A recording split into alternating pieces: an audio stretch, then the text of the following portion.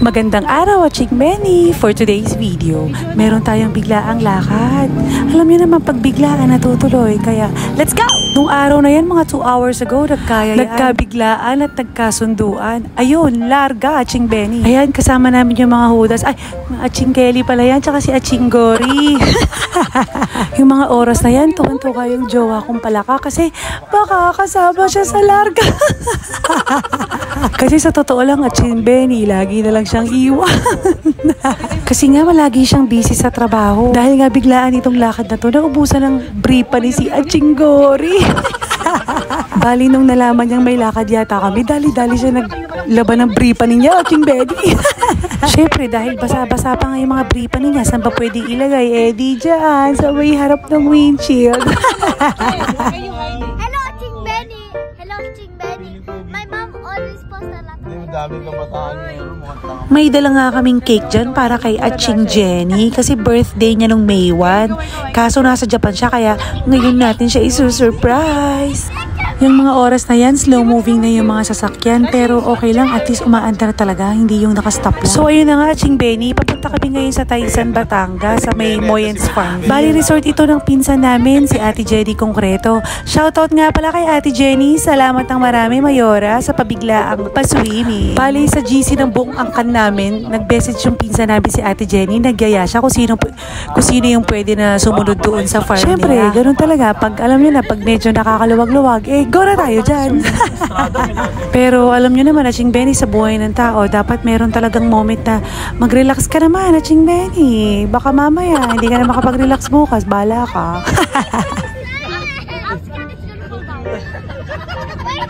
Hindi ka natuyo sa hangin.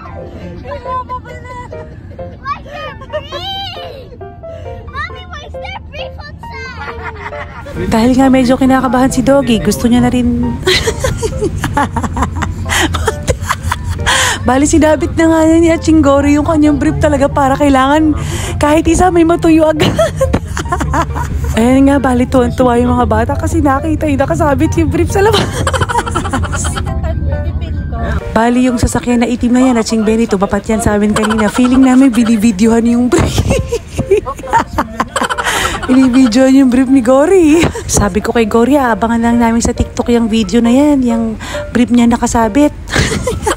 Bale, bago kami pumunta ng Taysan, pumunta muna kami sa Lipa, Batangas kasi meron kaming dinrap na deliver doon, Aching Benny. Kaya Aching Kelly yun, bale nagka-traffic na kami dyan, Aching Benny. Kaya nakarating kami sa Taysan ay 8:30 na, Aching Benny. After namin i-drop off yung mga deliver na Aching Kelly, dire-diretso na rin naman kami sa may resort. Ayun na nga, Aching Benny, sa wakas for almost 3 to 4 hours ata na biyahe namin mula sa Laguna. Sa wakas, nandito na rin kami sa Moyens Farmville. Pagdating namin dyan, nakasara yung gate. Ngayon, sabi namin kay Gory, buksan mo yung gate, Gory, kasi nga si Aching Kelly yung nagdadrive. Ayaw bumaba ni Aching Gory kasi baka daw may tumagasa pa. Dahil takot nga siya, baka daw may tumaga sa paa niya. Sige, Aching Kelly na lang ang nagbukas ng gate. Ay, ayan na yung Disney princess ng pamilya namin. So, pagpasok mo pa lang dito sa resort ni Ate Jenny, sobrang peaceful na. At saka, nakaka-relax talaga yung lugar. Probinsya feel sa Aching Benny. Sa totoo lang, Aching Benny, kung mabibigyan ng chance, parang ang sarap talagang mag-retire sa probinsya, no? Manifesting, Aching Benny, dadating ang araw, magkakaroon din tayo ng sarili nating rest house sa probinsya. Kaya universe, ano na? Isang aesthetic na rest house naman dyan. Sana. So, ayun na nga, Aching Benny, na nagkayayaan kami sa GC. Tapos nag-design na rin kami magdala kami ng iniihawi naming mga liempo tsaka isda. Tapos konting kutkutin. So, ayan na nga, isusurprise namin si Mayora ng cake dahil nasa Japan siya nung birthday niya. Sabi niya sa akin, doon daw ako mag-video. Pagharap niya, surprise! May pa-cake! Happy birthday! Mag-ubad tayo! Happy birthday! Happy birthday to you! Happy birthday, Mayora! Belated happy birthday! Kasi sa Japan walang cake. Walang cake. So ayun nga, medyo basa si Mayora dyan kasi nga nung dumating kami nagsiswimming siya at nagwa-wine na sila doon sa swimming pool. Bumay si Longlong. So ayun nga, tinanong namin si Mayora kung ano ba ang wish niya. Akala kasi namin wala na siyang wish. So isa sa mga wishes niya ay makapagpatayo pa ng mga building doon sa farm niya. Manifesting, Ate Jen, magkakaroon ka pa ng maraming building dyan sa farm mo.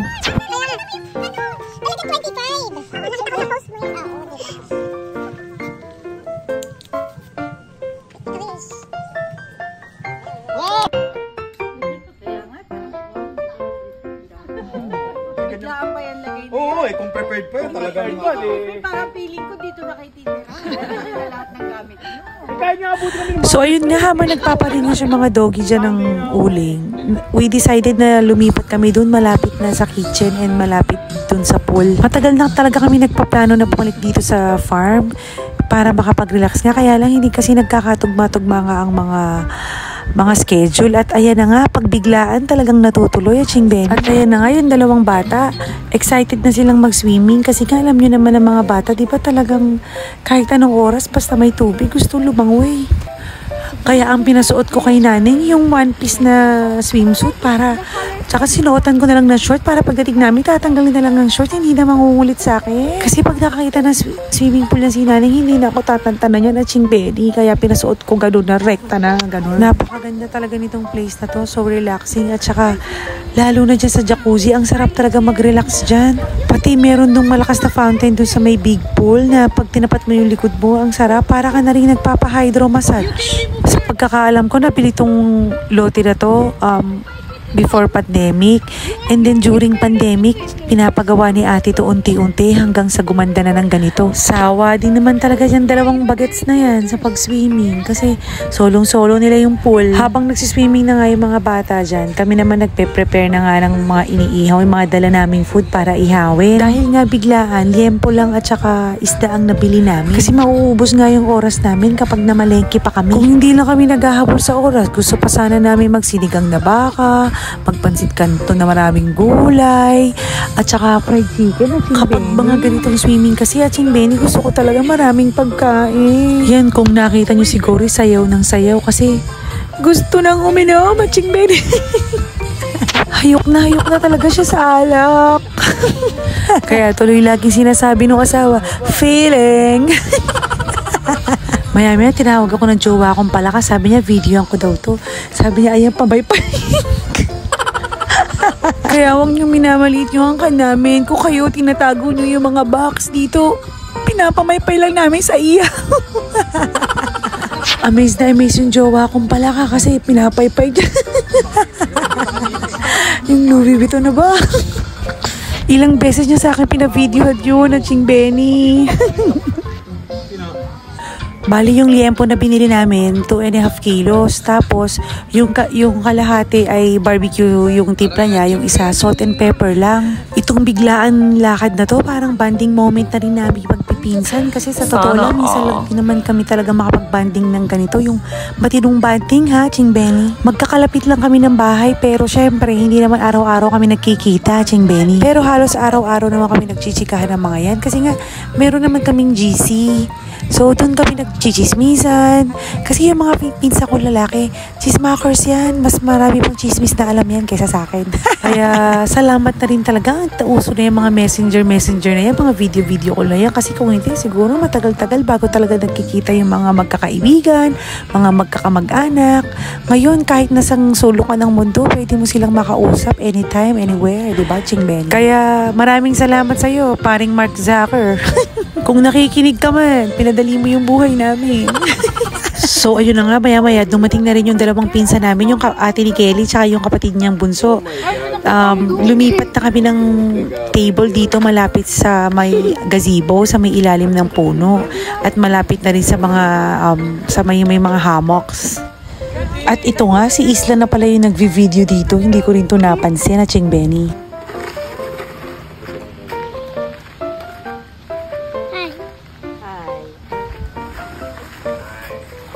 Hi, Kim. Dapat ano dapat airdrop mo dapat. At ito na nga, nagsimula na yung nonggahan at chingmeni. Diyos ko, excited na yung mga gorilla na yan. Sa totoo lang, tsaka yung mga aso na yan. Kilala ko na itong mga pinsan na to. Ayan, habang nagiinuman, tahimik pa, kwentuhan lang ng mahina. Habang tumatagal, nangangalahati hanggang sa inuumaga. Ang lalakas na mga boses niya na chingmeni. So maya-maya, papinigyan kami ni Ate Jenny ng pachi. Kasi sabi nito mga pinsan ko, hindi pa raw sila nakakatikim ng pachi chocolates. Kaya ayan, binigyan kami ni Ate Jenny. Tapos, iniisip ko nga kung ano, sabi ni Kelly, kakainin ko ba to o hindi? Kasi 100 to 150 isa pala dito, Chingbenny. Marami-raming flat tops na rin ang mga bibili mo dito, Chingbenny. Sinisigaw naman ni Gory, marami-raming honey na daw ang mabibili. Kailan, pwede. Ano ko dyan? Dito. Kasi ganda naman natin. Sige, Wendell na. Live din natin. Nagluluto eh. O, dyan ka sa kabila. Tamang picture naman si Aching Kelly dyan. Pag nakikita ko talaga to si Aching Kelly, talagang yung sisig talagang naaalala ko. Kasi masarap talagang isisig yung batok. Si Kyla naman talagang napapasigaw pa sa sarap ng pachi. Bali, hindi ako sumabay dito sa mga to nung inaantok na si Isla. Natulog na rin ako, sinabayan ko na ng tulog. Iniiwan ko na sila dyan at nagising na lang ako ng umaga kasi nag-brown out. At ito na nga, at ang lakas ng boses nila. Gising pa silang lahat. Tapos, ayan, tamang drama. Alam nyo, sa totoo lang, Chingbenny, nagising ako kasi narinig ko si Kelly, tumigil kayo. Pag hindi kayo tumigil, tatay ako dito. Alam mo yung pagdilat mo ng mata, natatawa ka na. Grabe, sigawan. Kaya ako nagising. Sigawan. Aminas, wala ka. Bakit may nagsisigaw? Alam mo, nagising ako sigawan. Aminas, ang daming nangyari. Alam mo, Nagbilokan. wala nang ano, wala nang makakaalala dyan. Ikaw na lang. Narinig mo ba?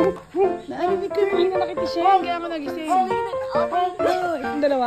Ako lang at makakaalam. Si Benny!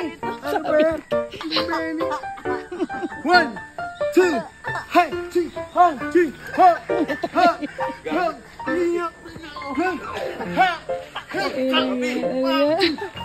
Uy!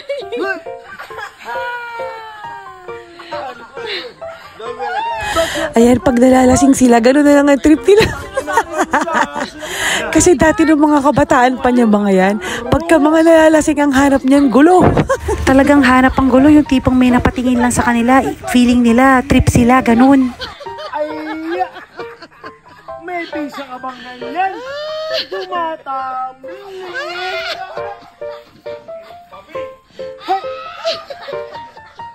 Grabe, iba tama ng halak dito. Tawang-tawa si Kyla dyan kasi ngayon niya lang yata nakita yung kuya niyang ganyan. Hindi ka pwede mag-swimming. Steady. Hey. Hey. Hey. Steady. Steady. Steady. Relax. Tignan niyo naman yung jowa kong palaka dyan. Tulog na, Chingbenny. Diyos ko. Tatahol pa nga si Kelly dyan na Chingbenny. Diyos ko. Eh, mga ano nyo, tulog din yung mga aso nyo. Ano ba yan? Nagising na rin si Ate Jenny dyan kasi sino namang hindi magigising. Napakaingay talaga yung mga Tapos sinabi ko kay Kyla, ikaw na lang ang nakakaalam kung anong nangyari lahat kasi sa totoo lang kilala ko yung mga yan, hindi na nila alam kung anong nangyari. Etong pag napanood nila tong video na to, hindi na nila alam yan, hindi na nila maalala yan. Naghahanap ba kayo ng magandang farm and resort? Naninangil na si Sobrang Daddy komportable? ah. Dito na kayo sa Moyes Farmville. Diba? So ayun na nga, after namin mag-prepare ng breakfast.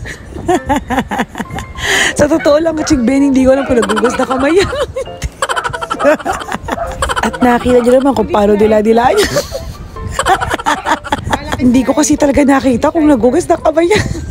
Kasi parang pumasok na lang, tas umupo na lang bigla. Ay, nakapikit ko pero ngumunguya.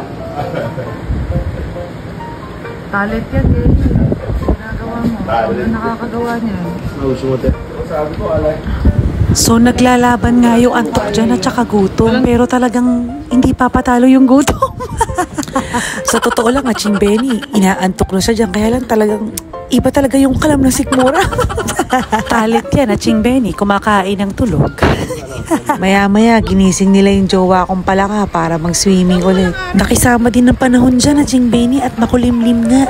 So ayun na nga, maya-maya lang, nag-swimming na lahat kasi nga, uuwi rin kami ng after lunch. Yan si Gory, pa lubog-lubog lang niya, pero sa totoong buhay, hindi talaga siya marunong lumangoy. Ewan ko nga paano nagisiman niya. Ewan ko nga kung paano nakapasa to ng BLS training at Ching Benny. Paano buksan yun? Kung narinig niyo yung sinabi niya, ang babaw na daw, nalunod pa.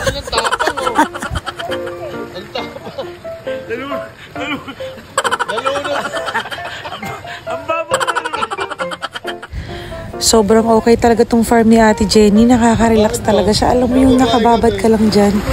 Tapos, basta ang saya, sarap-sarap ng feeling at Ching Benny. Bali yung umaga na nga na yan, dyan namin in-enjoy yung swimming pool. Nag-banding, nag-chikahan, at saka nag-swimming nga kami yung umaga na yan at Ching Benny. Mapapa-thank you Lord ka na lang talaga kasi sa mga experience na ganito. Saka syempre sa opportunity na makapag-relax, di ba, Ching Benny?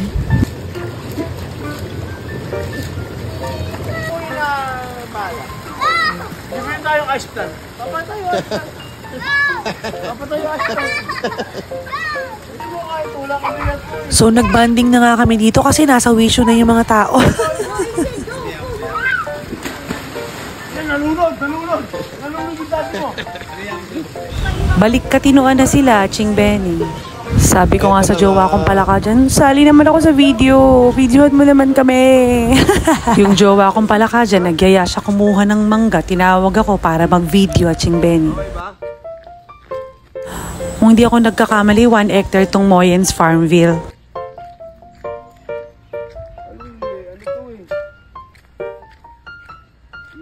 Madami ding puno ng mangga dyan at Ching Benny at marami ring bunga. May Indian mango at meron ding kalabaw ata at saka piko.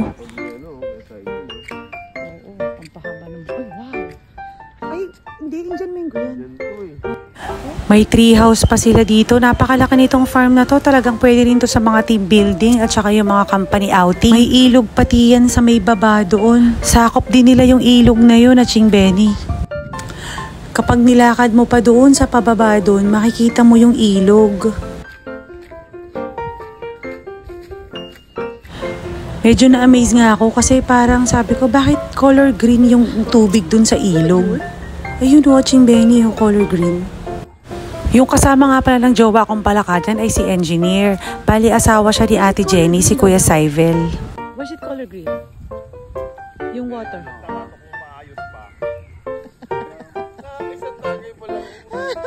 Hoy, kagabi pa. Gabi ka pa nainom. Bali natatawa ako dyan kasi pinagsabihan ko yung jowa kong palaka. Sabi ko, mag-ingat ka baka madulas ka dyan. Sabi sa akin, madudulasan ako bata. Kasi madalas lagi ko pinagbabawalan o kaya pinagsasabi, uy ano ba yan, mag-ingat ka baka kung ano mangyari sa'yo. Ano ako, bata, tsaka lagi sinasabi, ano ka, nanay ko. Kaya sabi ko sa kanya, ano ka ba, alam mo naman na love kita. Ayoko ba yung mangyaring masama sa'yo.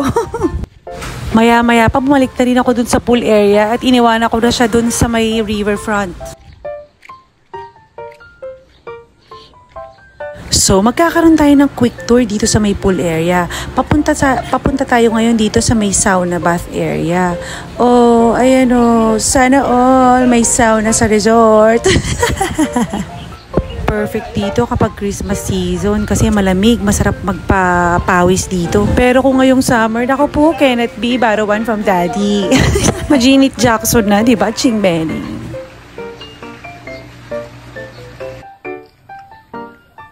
Disney Princess.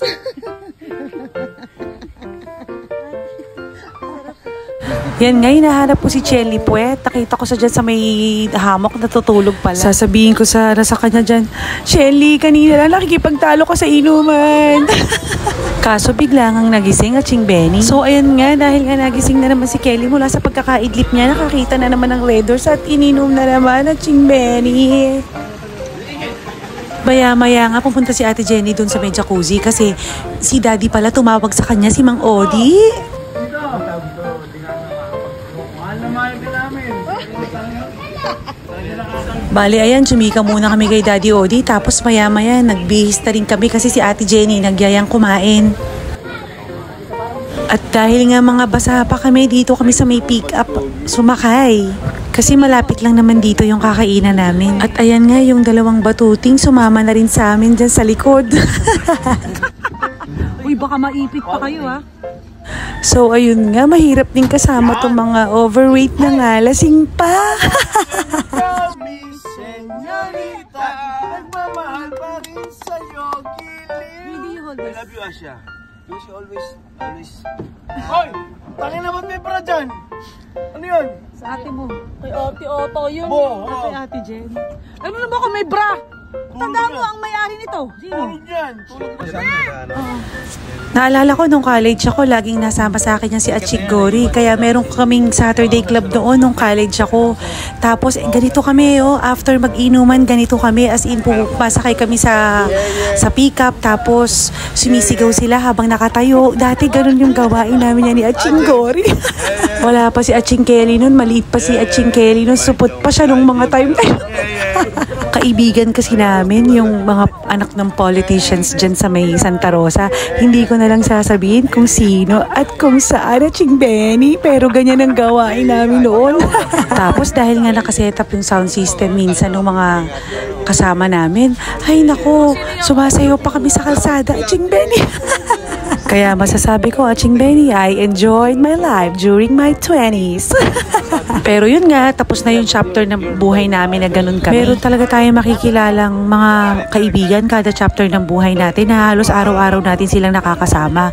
Pero pagka natapos yung chapter na yun, kaibigan pa rin natin sila, pero hindi na lang natin sila laging nakakasama, diba, Aching Benny? So ayun na nga, kanina lang ang saya-saya niyan. Diretso na yan sa slaughterhouse, Aching Benny. Picture na tayo. Sana ako. Kelly, nandito na tayo. Kakain. Kaya? Sa baba ako para kumain. Smells like bulalo na. So ayan na, kung pahirapan silang umakyat kanina, mas pahirapan bumaba.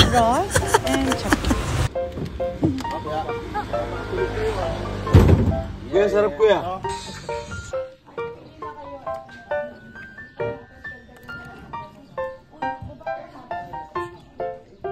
Come on.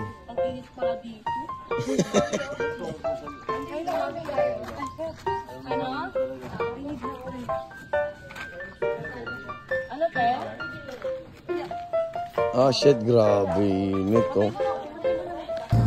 So dito nga kami dinala ni Ate Jenny sa may parang bulalo house na may lomi, na may mga silog din at Aching Benny. Bali, kung ano, nag-order kami ng individual, tapos umorder din si Ate Jenny ng mga lomi, ng for sharing na ulam. Ayan, lomi ulit at Aching Benny. Kasi syempre pag nasa Batangas ka, ano ba yung dapat mo tikman? Syempre yung mga iba't ibang lasa ng lomi. So, ang sarap nga niyang lomi na yan. Tapos, ang sarap din nung rebusado. Yung parang chicharon nila. Parang pupur din ba yata ang tawag dun? Basta sa atin parang yung taba na may balat. Tapos, piderito, Aching Benny. Bali, super jumbo yung lomi na in-order ni Ate Jan. Ang laki ng lomi na yun. Hindi nga namin naubos, Aching Benny. Kasi actually, the 13-month is mandatory.